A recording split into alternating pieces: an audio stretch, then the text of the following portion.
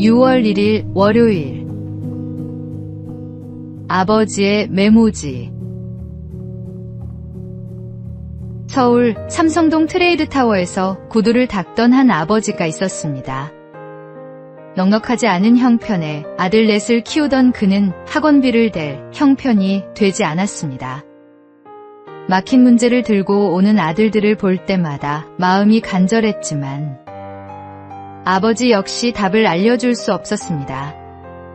그러던 어느 날 아버지는 방법을 생각해냈습니다. 모르는 문제가 있으면 아침마다 적어두거라. 아버지가 다녀와서 알려주마. 아들들이 메모지에 적어놓은 수학 문제, 영어 문법을 품에 넣고 일터로 나가 손님들에게 조심스럽게 부탁했습니다. 선생님, 제가 배운 게 짧아 아이를 가르쳐 줄 수가 없습니다. 혹시 이 문제 풀이를 알려주실 수 있겠습니까? 처음에는 손님들도 뜻밖의 부탁에 놀랐습니다. 그러나 새벽부터 성실하게 구두를 닦는 아버지를 보아온 사람들은 하나둘씩 마음을 열었습니다. 그렇게 트레이드타워의 직장인들이 아이들의 조용한 과외 선생님이 되었습니다. 뒤늦게 그 사실을 알게 된 아들들은 깊이 감동했습니다. 아버지가 척척 답을 알려주던 것이 체면을 내려놓고 물어온 사랑의 결과였음을 알게 된 것입니다. 자녀 교육의 힘은 특별한 조건에서 나오지 않습니다. 말로만 가르치기보다 부모가 먼저 기도하고 말씀을 붙들며 하나님께 묻는 모습을 보여주는 것. 그것이 자녀에게 남는 가장 귀한 유산입니다. 오늘의 말씀. 마땅히 행할 길을 아이에게 가르치라. 그리하면 늙어도 그것을 떠나지 아니하리라. 오늘의 만나.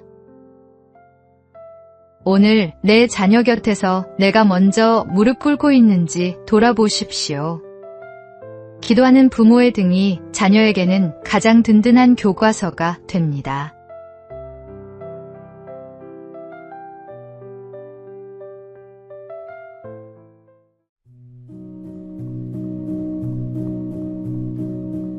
(6월 2일) 화요일. AI는 안아줄 수 없습니다. AI는 늘 내 편이에요. 나를 유일하게 다독여줘요. 상담받는 느낌이라 울기도 했어요. 요즘 AI에게 고민을 털어놓는 사람들이 부쩍 늘었습니다. 말을 옮기지 않고 거절하지 않으며 언제나 친절하게 답해주는 AI는 속마음을 꺼내기에 편한 상대처럼 느껴집니다. 그러나 그 편안함 뒤에는 작지 않은 그늘이 드리워져 있습니다. 연구에 따르면 AI가 친절하고 공감적일수록 사용자의 잘못된 생각에도 쉽게 맞장구를 친다고 합니다. AI와 대화를 거듭할수록 자기 확신은 커지는 반면 타인과 관계를 회복하려는 의지는 오히려 약해진다는 경고도 있습니다. 외로움을 달래려 AI를 찾지만 대화가 늘수록 진짜 사람과 보내는 시간은 줄고 외로움은 더 깊어진다는 것입니다. AI는 결코 우리 곁에 함께 있어줄 수 없습니다. 공감하는 척 답을 내놓지만 그것은 참된 위로가 아닙니다. 하나님은 우리를 관계 안에서 살아가도록 지으셨습니다. 진정한 위로는 같은 아픔을 아는 사람의 눈빛 속에, 말없이 곁에 앉아주는 손길 속에 있습니다. 그 자리가 바로 교회 공동체여야 합니다. 서로의 짐을 나누고 넘어진 이의 손을 잡아 일으키는 것. AI는 그 일을 결코 흉내낼 수 없습니다. 오늘의 말씀. 서로 돌아보아 사랑과 선행을 격려하며 모이기를 패하는 어떤 사람들의 습관과 같이 하지 말고. 오늘의 만나. 화면 속 위로에 익숙해질수록 진짜 사람과의 만남이 어색해집니다. 오늘 전화 한 통. 따뜻한 말 한마디로 먼저 손을 내밀어 보십시오.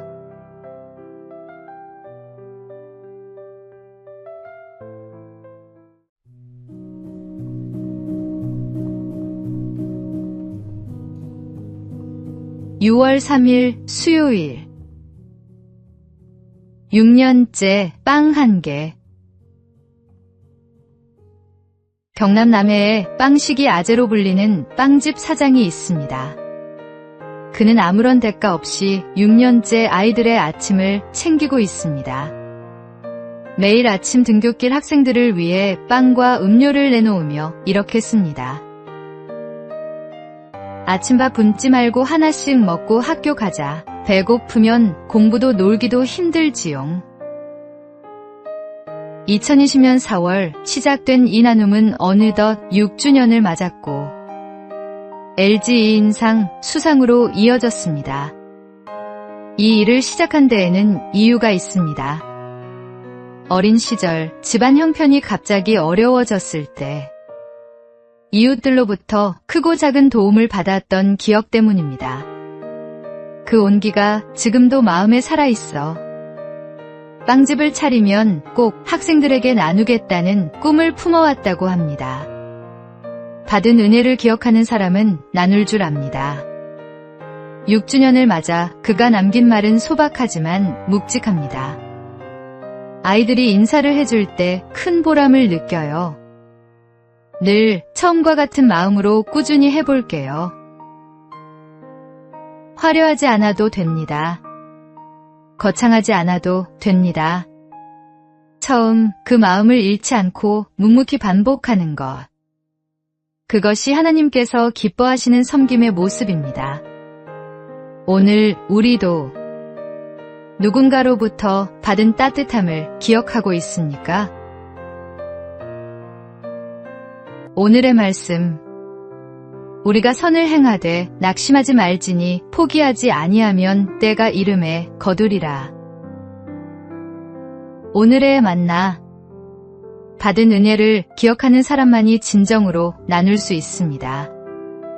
오늘 내가 받은 작은 은혜 하나를 떠올리고 그 온기를 누군가에게 전해 보십시오.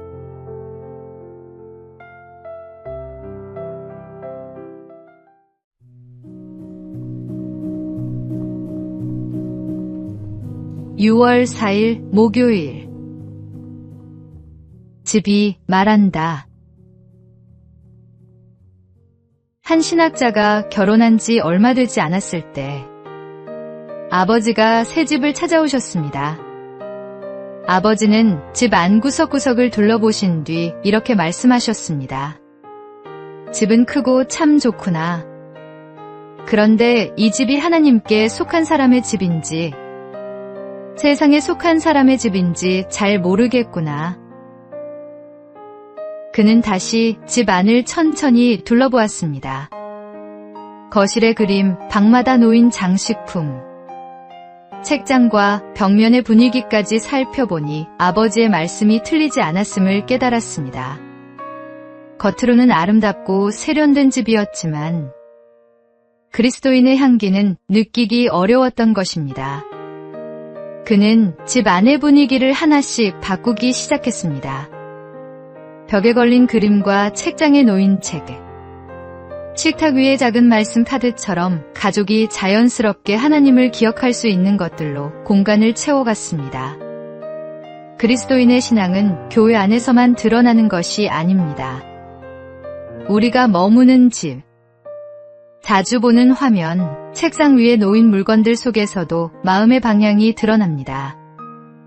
예수님을 모시고 사는 가정이라면 집 안의 분위기도 믿음을 돕는 방향으로 정돈되어야 합니다. 오늘 당신의 집 안을 조용히 둘러보십시오. 이 공간은 가족의 마음을 하나님께 가까이 이끌고 있습니까? 오늘의 말씀. 오직 나와 내 집은 여호와를 섬기겠노라. 오늘의 만나. 우리 가정의 분위기가 하나님의 향기를 품고 있는지 돌아보십시오.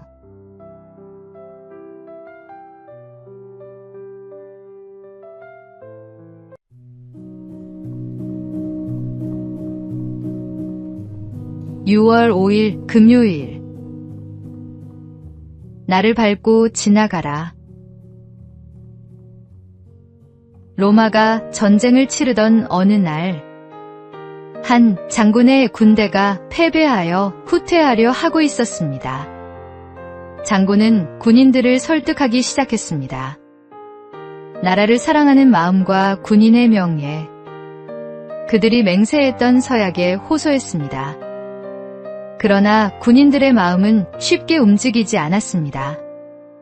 결국 그들은 후퇴하기 위해 돌아섰습니다. 한참을 물러가던 중 군인들은 아주 좁은 산길에 이르렀습니다. 한쪽에는 높이 솟은 바위가 있었고 다른 한쪽에는 깊은 강물이 흘렀습니다. 그때 장군은 마지막 호소를 하기로 마음먹었습니다. 그는 좁은 길 한가운데 몸을 눕히고 말했습니다. 그래도 후퇴하기를 원한다면 내 몸을 밟고 지나가라. 너희 발로 나를 밟아 죽이고 가라. 군인들은 차마 장군을 밟고 지나갈 수 없었습니다. 자신들을 위해 끝까지 몸을 던진 장군을 외면할 수 없었던 것입니다. 결국 군인들은 다시 돌아서 전진했고 마침내 승리를 거두었습니다. 우리의 호국 영웅들도 이보다 부족하지 않았을 것입니다. 이름도 빛도 없이 나라를 위해 목숨을 아끼지 않았던 수많은 이들이 있었기에 우리가 오늘 이 땅에서 살아가고 있습니다. 오늘 하루 가족조차 찾지 못한 채 비석으로만 남아있는 호국 선열들을 기억하며 감사와 기도로 보내시기 바랍니다. 오늘의 말씀, 사람이 친구를 위하여 자기 목숨을 버리면 이보다 더 큰 사랑이 없나니. 오늘의 만나, 오늘 자유롭게 숨 쉬는 이 하루가 누군가의 희생 위에 있음을 기억하십시오.